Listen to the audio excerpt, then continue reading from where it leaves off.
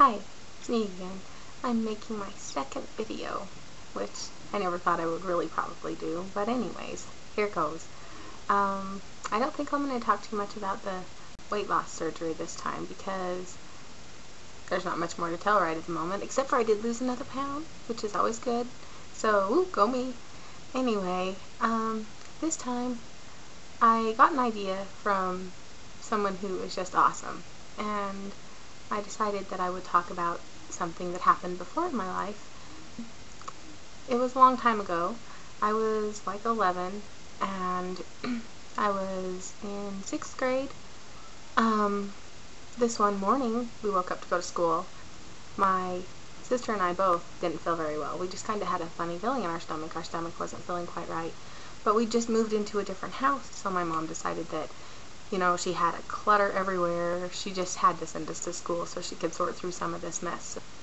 So she gave us some Pepto-Bismol and she waited for a bit, saw how we were feeling, and we were feeling alright. So then she decided to send us to school.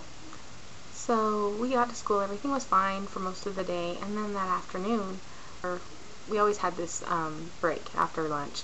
So we were waiting in line after going to the restroom and stuff, and we were going to go back to class, when this lady comes walking up to us, and she walks up to my teacher and she says, "There's a big assembly in Mrs. Mitchell's room." Well, he was Mr. Mitchell, so that was his wife, and he thought, oh, okay, something's surprise, we'll go. So we all went down there, and we walked in, and there was this smell. And I remember we were joking about it on the way to the restroom, how it just really smelled in there, we kids.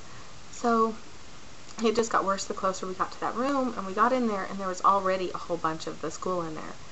And there was this guy in the middle of the room, and he had a shopping cart, and there were guns places, and they told us to come in, so we all went in, and they told us that it was a revolution, and that we were being kept hostage, and we couldn't leave that room. We all had to stay in that room. So then she went out, and she finished gathering up all the other classes that were at school that day.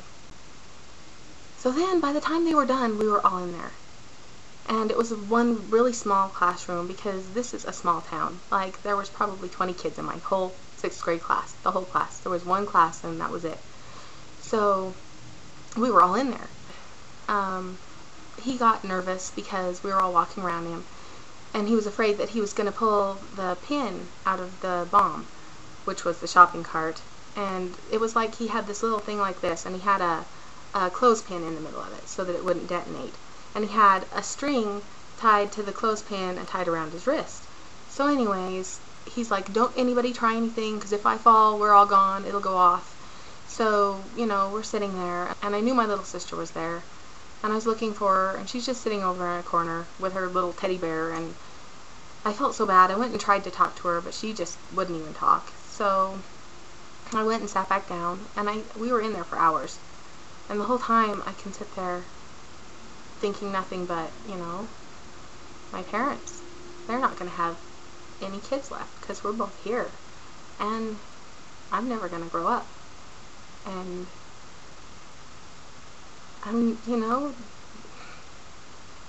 it was just so much for an 11-year-old to be thinking these things. And so anyways, I know that the teachers were trying to get us all to come up with ideas to keep the littler kids calm, and I said, well, we should have a coloring contest. They got coloring sheets, and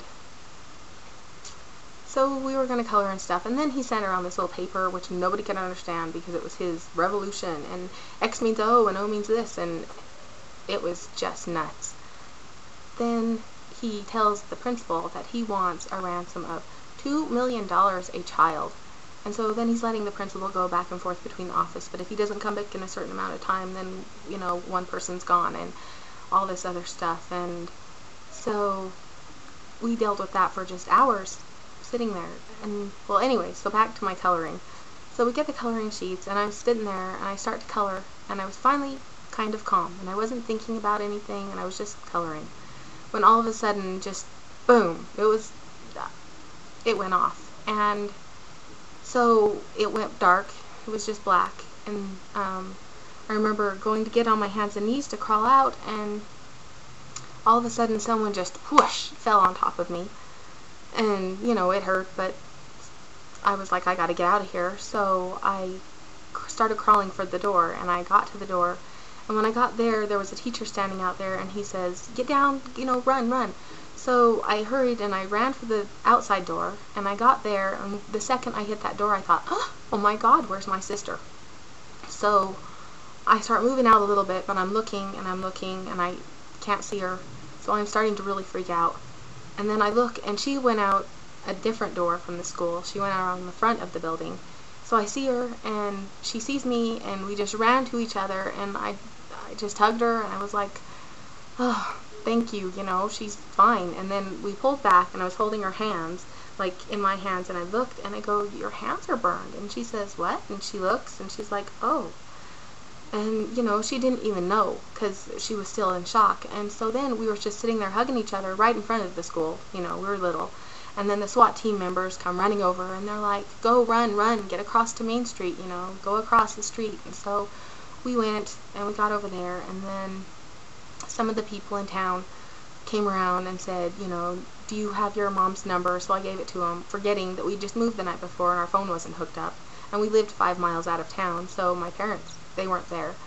And so anyway, we split up into our classes so they could count and see that we were all there. And everyone in that whole school who had been there that day got out alive.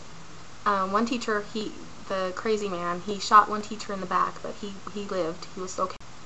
A little bit later, my parents got there. She had heard about it from an exchange student came home on the ranch, and he was early, so she went down and she goes, what's going on? And he told her there's a bomb at the elementary school, and she's like, huh? So she went and got my dad, and they got into town, and she said that they heard, from everyone that they got there like 5 or 10 minutes after this all happened. We were out there for that long, and to me, it felt like we were there for forever.